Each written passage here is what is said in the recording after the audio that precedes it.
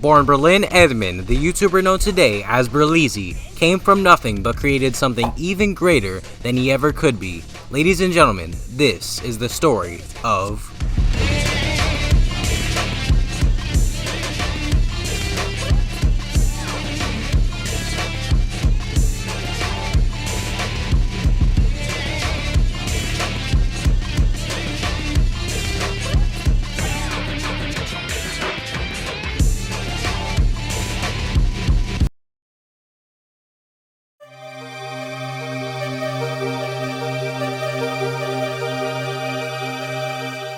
Berlin Andre Edmund Jr. was born on December 16th, 1992 to Berleezy's mom and Berleezy's dad. And I'ma just say it outright, I don't really know anything about Berleezy's parents. The people that have watched the last few documentaries know that I try to find as much information about these YouTubers as possible, but there's not really a lot of information about Berlin's parents. I mean, I know that his mom has an entire YouTube channel to herself, but she's always referred to as Mama Easy, so I don't even know her name.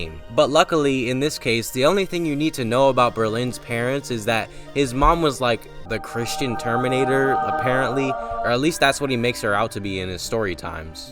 My mom don't play, bro. My mom don't play, bro. She was a monster maybe 10 years ago. Right now, she's slowing down, bro. She's slowing down in her anger and her wrath, and I'm sure that shaped Berlin's character in some type of way. So if you watched my other two videos, then I'll say that Berlin's story is basically the same thing as Corey's and Mark's. He was a class clown that enjoyed playing video games, watching cartoons and anime, and eventually got into YouTube. However, unlike Corey and Mark, Berlin was more concerned with other matters, like his education and his social life. On top of that, he felt like an outcast in high school. He never really fit in, and the YouTube videos only made that worse. And it was for this reason that sometime in like 2010 or something, Berlin deleted his original YouTube channel, which was called, I don't fucking know. And on top of all that, Berlin's relationship with his girlfriend was on the rocks, and he wasn't really applying himself in school all that much. This man's was taking L's, not big L's, but like proportionately sized L's. However, ladies and gentlemen, this is the definition of it's always sunny on the other side. Because after watching this clip from the movie Rudy, in this lifetime, you don't have to prove nothing to nobody except yourself. And after what you've gone through, if you haven't done that by now, it ain't gonna never happen. I rode the bench for 2 years. Thought I wasn't being played because of my color. I got filled up with a lot of attitude, so I quit. Still not a week goes by, I don't regret it.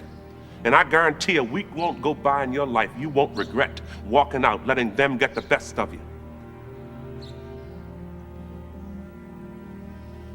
You hear me clear enough? Berlin was filled with determination to fulfill his dreams on YouTube.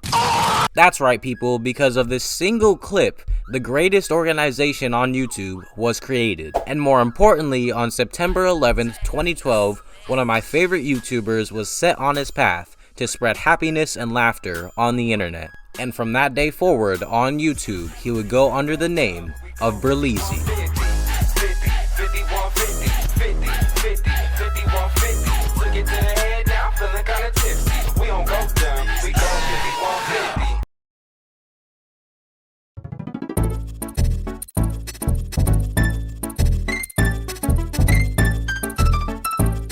So off the top, before we even get into the era or anything, I have to say that Berleezy is probably one of the best YouTuber names on the platform. It's at least top 10, and in my opinion, it rivals PewDiePie in how good the name is.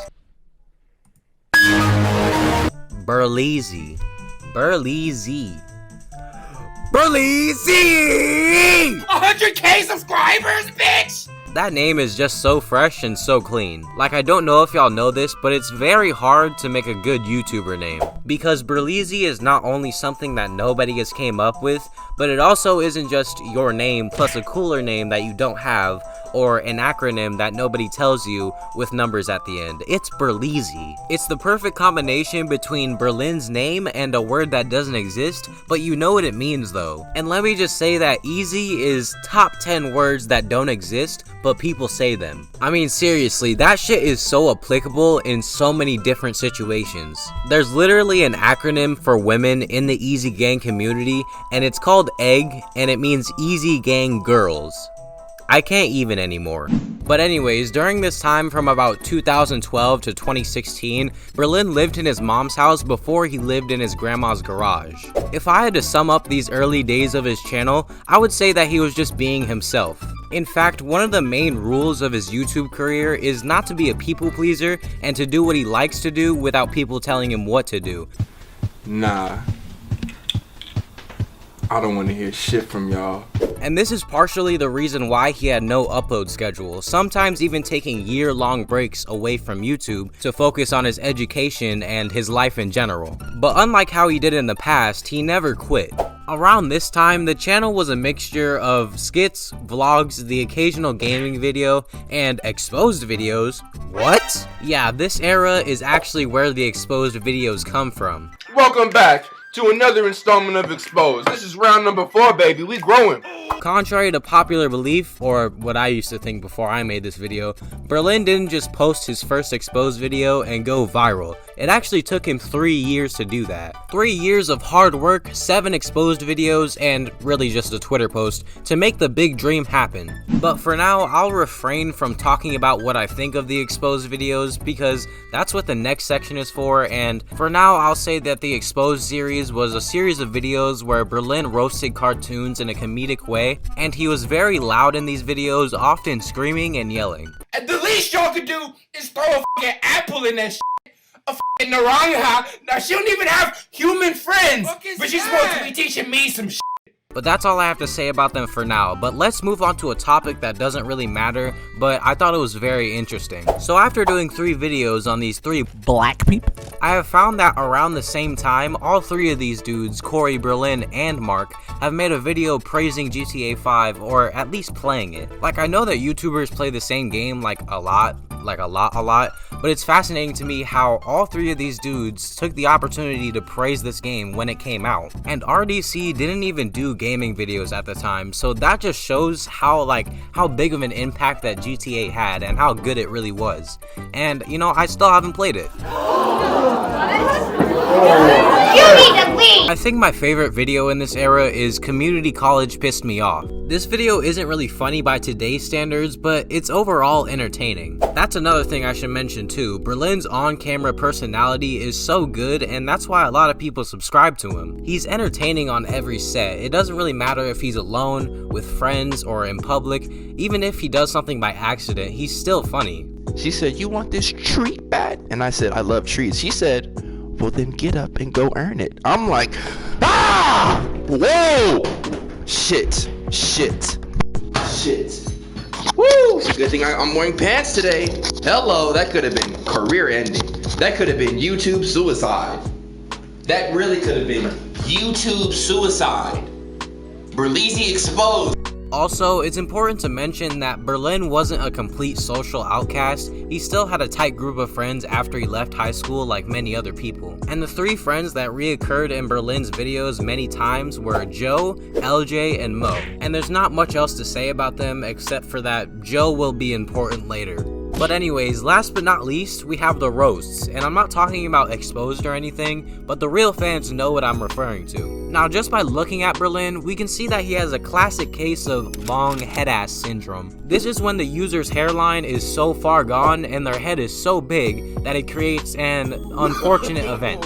No. Obviously, Berlin's channel has a lot to do with roasting, a lot to do with insulting people, even before exposed. And seeing that the community is a reflection of the YouTuber, it was only a matter of time before the community started roasting Berlin for his facial features. Either that, or Berlin said something about how he has a long head in one of his older videos, in which case it would be his fault that he gets roasted nowadays, but you know, whatever. The point is that Berleezy gets roasted for many things that he does by his own community, and as a matter of fact, most of the main members of EEZY Gang get roasted for one thing or another. Whether it's because of their height or the fact that they look like Peter Parker, it doesn't matter. They will get roasted and made fun of for something. And about Berlin's long head assness, I never really noticed this and I never really had a problem with it until he mentioned it when I was first watching his exposed videos, and then I was really like, damn, this nigga really has a long ass head. To me, I still think that Beanie Berleezy is still best Berleezy, but I'm also not one of those people that every time they see a person with a remotely large head, they're like, oh, there go Berlin in the game, there go Berlin in the street, there go Berlin. I think that the fan base has run these jokes straight into the ground,